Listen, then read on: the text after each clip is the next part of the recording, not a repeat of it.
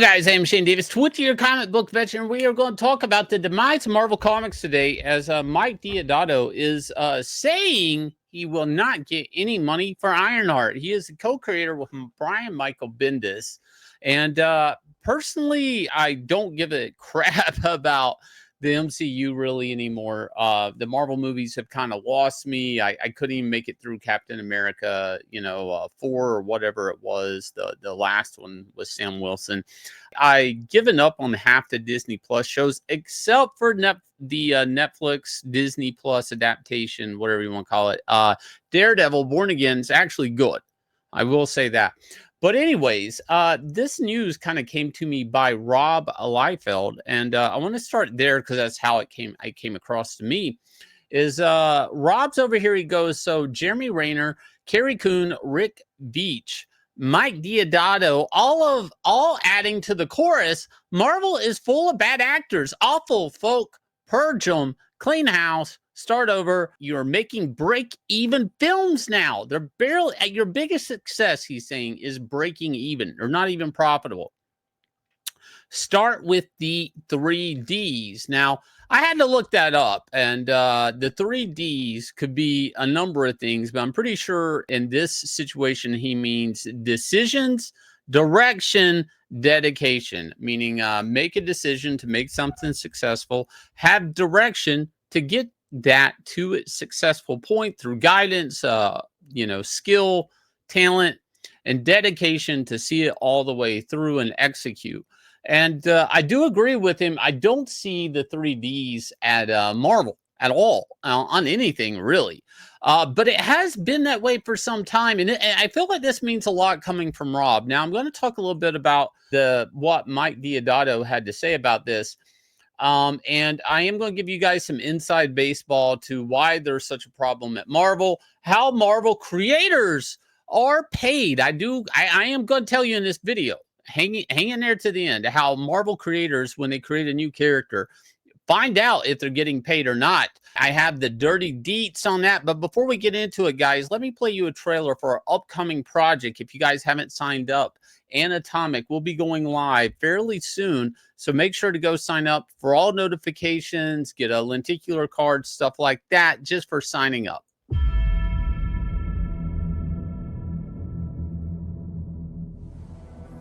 If fighting was a god, I would worship him. I would bow to him. I would pray for victory.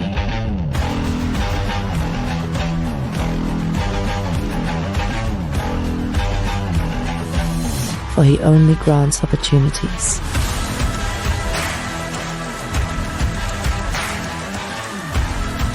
But behind every god lurks a devil. And the devil wants me to take a dive. My name is Anatomic.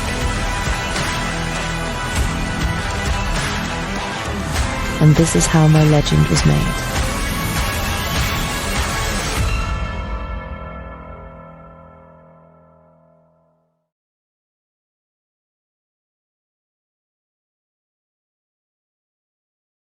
Yes, guys, that is the trailer for Anatomic coming to you soon from 9 Lives Comics. Now, if you guys will, please go sign up for that.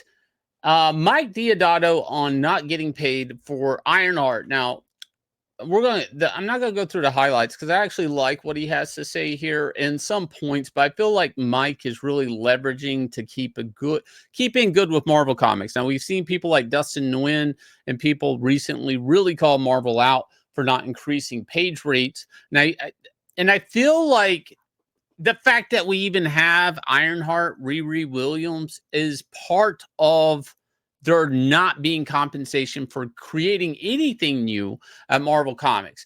If you guys look back, there was a big boom, obviously, with Kirby and Ditko, and Bashima, for to some extent, of creators building all these new awesome characters, and comic characters were just exploding, right?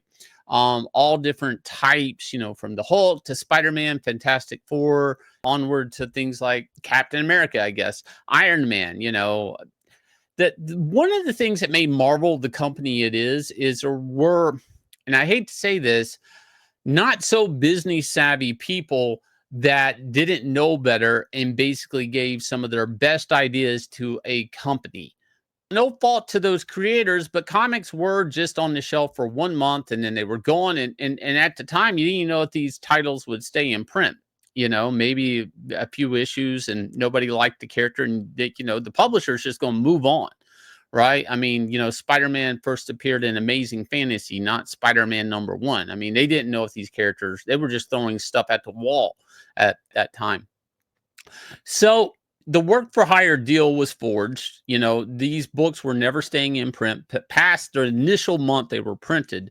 Maybe back issues, sure, but they were like newspapers or magazines, right? And they were on the newsstand.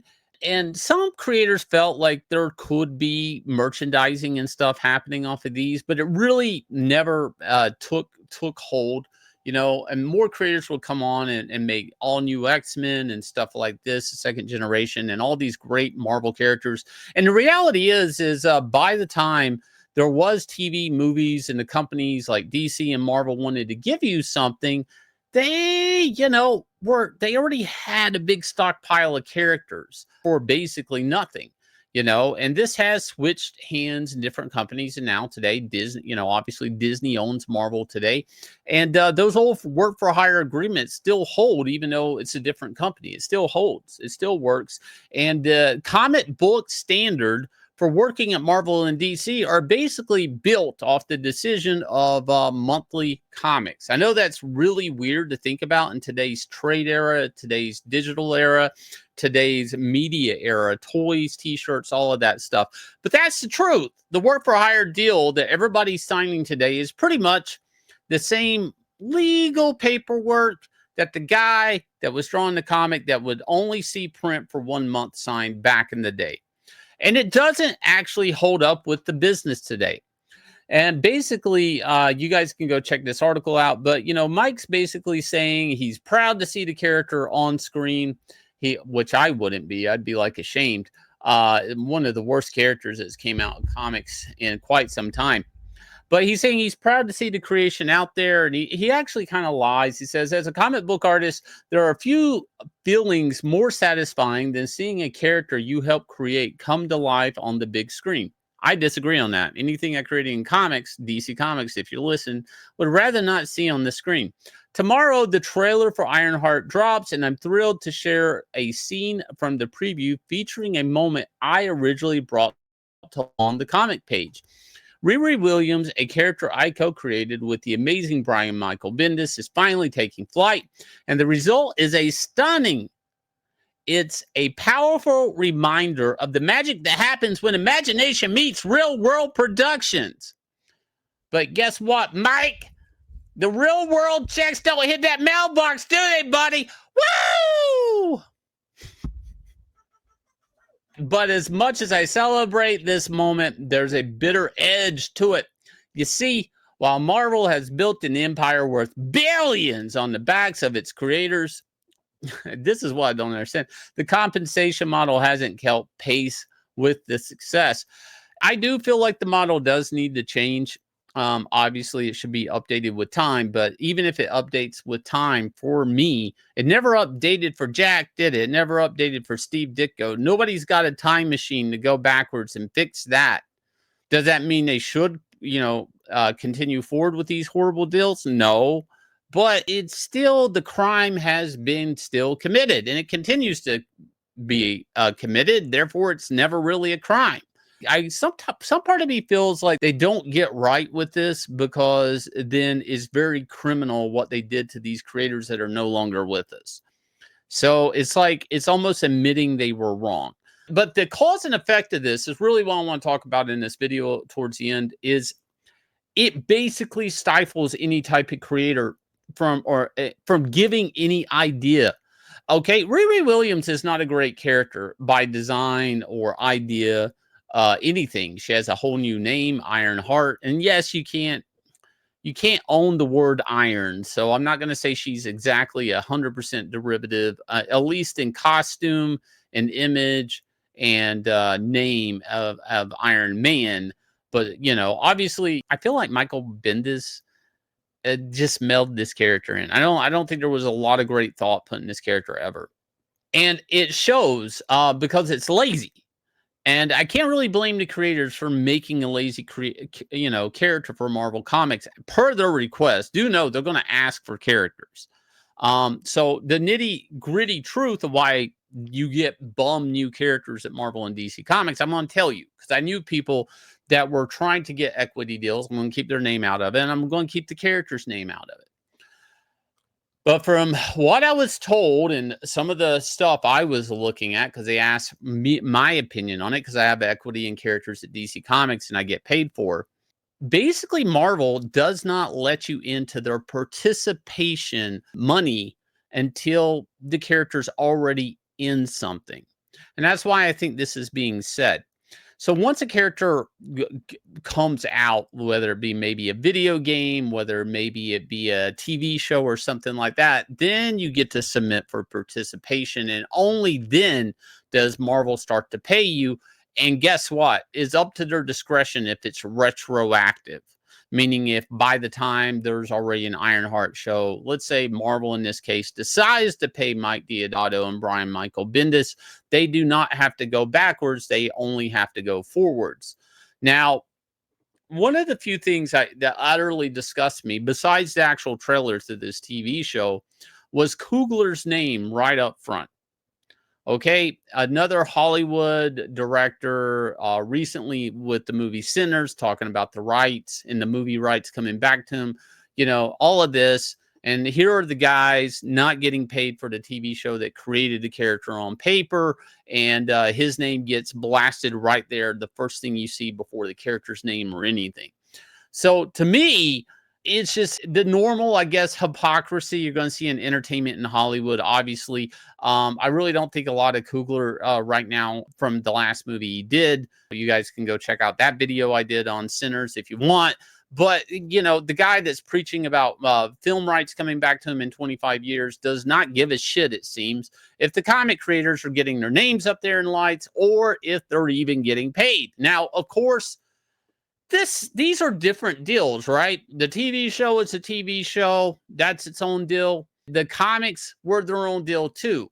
And I agree, Marvel needs to move these standards up. And Mike Deodato goes on to say this is why creators are favoring creator-owned stuff more and more now. And I'm going to say, you know, for me, it's been more lucrative. But creator-owned comics aren't exactly 100% more lucrative for everybody. Some people actually lose money doing creator-owned comics. They do comics because they love them. But the one thing that they don't have to worry about when you do creator-owned comics is usually getting raped in the ass by Mickey Mouse or Bugs Bunny. And that's the truth because you own the character. And that stories like this, whether it be Ed Brubaker, whether it be, I don't know, the Kirby estate, Siegel and Schuster legal problems, pretty much every Marvel creator that's never really gotten paid, you know, from Marvel that we always hear about, whether it's Jim Starlin, right, who eventually did get paid at the end. Okay, he eventually did get paid at the end. But I don't want to get into that. I've heard stories from all these people. And see, that's the thing. People were hearing about these bum deals before the internet. Now there's the internet. And what you've basically built, Marvel and DC have built a research and development department like it's a dog with no teeth. Okay, yeah, it's there, and yeah, maybe it'll bark, but that dog can't bite because it ain't got no teeth. Okay, there is no cutting edge creators there, and if they are, and you ask them for a new character, they're going to say no. I had a similar story I shared recently where Mark Panicia at Marvel Comics asked me to do a Hulk cover. And I was like, sure, yeah, I love the Hulk. And he's like, yeah, well, maybe we'll get you doing a lot of these Hulk covers. Like, great. He's like, can you draw this Russian bear fighting Hulk? It's half cybernetic on the cover. And I'm like, do you have a design? No, you design it. Just make it up on the cover. It's fine. We'll take it. And I'm like, I can't do that. He's like, what do you mean? He's like, now, granted, I've already been assigned this cover. He's like, let me explain to you, Mark. I have created characters at DC Comics that get used in animated features, video games like Lego, Injustice 2. I'm like, I can't just go make Marvel a character for one-time payment of a cover You need to hand me a design. So it took me about a week, and I got a design from the guy who was doing the interior page. But out of principle, I could not design a character for Marvel Comics on a cover for a one-time payment, and that character could pop up in a Hulk cartoon, a Hulk video game, or anything they want to put in. That the way these Marvel movies work, they could just put him in the next Guardians of the Galaxy film. Russian bear with cybernetic eye. I just didn't, as an artist, at that point in time, no matter how bad I wanted to draw the Hulk, did I want to put my neck out on the line to see a character I drew that would never get credit for or never get payment for by the mouse. And that's true. I mean, this character could have been Build-A-Figure thing for Marvel Legends or something. I wouldn't have gotten paid.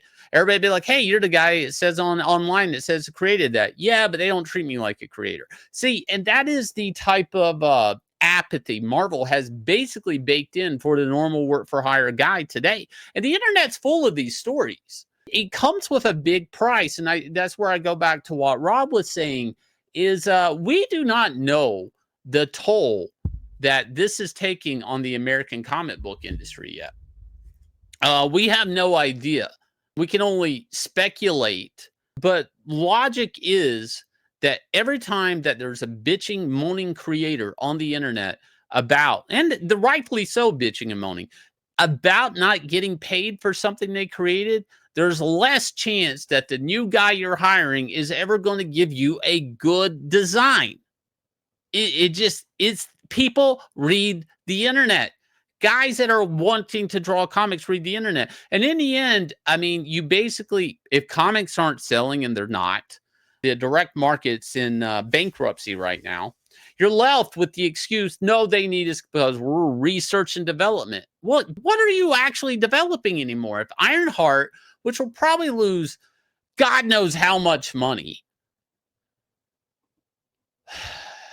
how bad that show is going to be, is the testament of your research and development day, or a sign of the health of your research and development today, then why even keep Marvel Comics publication open?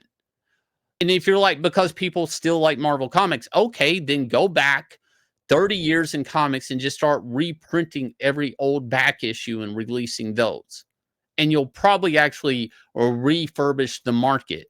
But the reality is the excuse that comics are being built to make new shit, you need an incentive for the creators to give you a good idea, or you will just end up with literally new shit that smells that you don't want to, that you stepped in, and now you have to throw away your shoes. Like, anyways, guys, let me know what your thoughts are below. Hit like, subscribe, ring the bell for notification, and don't forget to sign up for Anatomic on 9 Lives Comics or Indiegogo. The links are right down below in the video. Let me know your thoughts on this. I'm kind of curious. Do you guys, as comic book fans, actually think creators are becoming more and more jaded when developing new characters for you guys? But, you know, there's no lack of that over here at 9 Lives Comics. You can pick up Inglorious Rex, Starlight Cats, Extend on our shop. They ship out next day. And back the campaign Anatomic, our prequel to Inglorious Rex. I'll leave you guys with the trailer for that. And we'll catch you guys again with another video.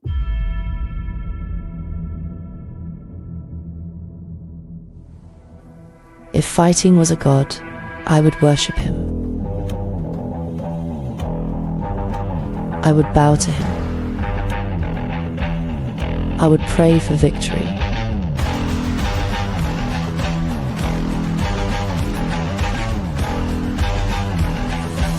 For he only grants opportunities.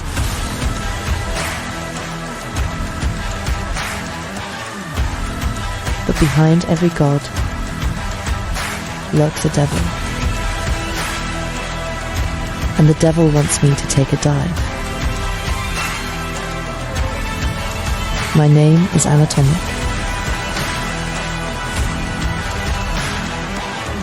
And this is how my legend was made.